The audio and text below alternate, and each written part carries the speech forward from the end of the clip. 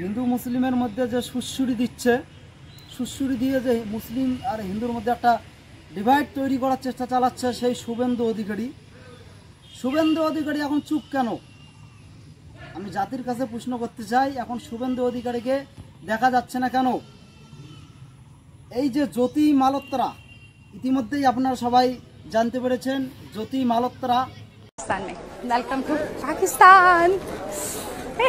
इस बार हम आए हैं हिंदू पिलग्रिम एक्सप्लोर करने के लिए। लास्ट टाइम हम आए थे सिख पिलग्रिम एक्सप्लोर करने के लिए। So welcome to Pakistan. পাকিস্তানের আমিরের সঙ্গে আমি বলতে পারি সে আমিরের সাথে সে কি বলে রাত কাটিয়েছে। সেই মেয়ে যে ভারতের কোথায় রাজস্থানে থাকে, ভারতের হয়ে পাকিস্তানে সব কথাবার্তা পাচার করত। আর সেই মেয়েটা আমরা যে তথ্য আপনাদেরকে দেখাচ্ছি এই মুহূর্তে আপনারা স্ক্রিনের মাধ্যমে দেখতে পাচ্ছেন, সে ছিল একজন কি বিজিবির নেতা। হ্যাঁ, সে পাকিস্তানে সব কিছু প্রচার করত, আমাদের ভারতের তথ্য পাকিস্তানে দিত। এখন মেয়েটা যদি মুসলিম হইতো, মেয়েটার নাম যদি হইতো কি জ্যোতি বেগম বা জ্যোতি রানী বেগম, তাহলে তো ভারতে এতদিন এই যে ময়ূখ রঞ্জন গাধা, এই গাধা এতদিন রিপাবলিকে যেভাবে নাটক করে এতদিন তো কমিটি চালু করে দিত।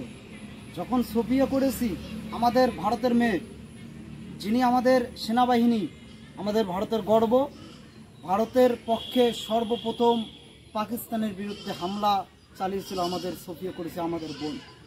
সেই মেয়েকে জঙ্গির বোন বলেছেন এই ভারতের উত্তরপ্রদেশের এক গাধা, এক মন্ত্রী। আমাদের এই সফিয়া করেছিকে পাকিস্তানের জঙ্গি বলা হয়েছে, জঙ্গিদের বোন বলা হয়েছে। তাহলে এই জ্যোতি রানীটা কী হবে আপনারা কমেন্টে জানাবেন। এই জ্যোতি রানী যেভাবে ভারত থেকে ভারতের খেয়ে ভারতের মধ্যে মানুষ হয়, পাকিস্তানকে সব কিছু পাচার করতো এবং পহেলগামের ঘটনায় সে জড়িত আছে, সেই মেয়েটা হচ্ছে দেশদ্রোহী।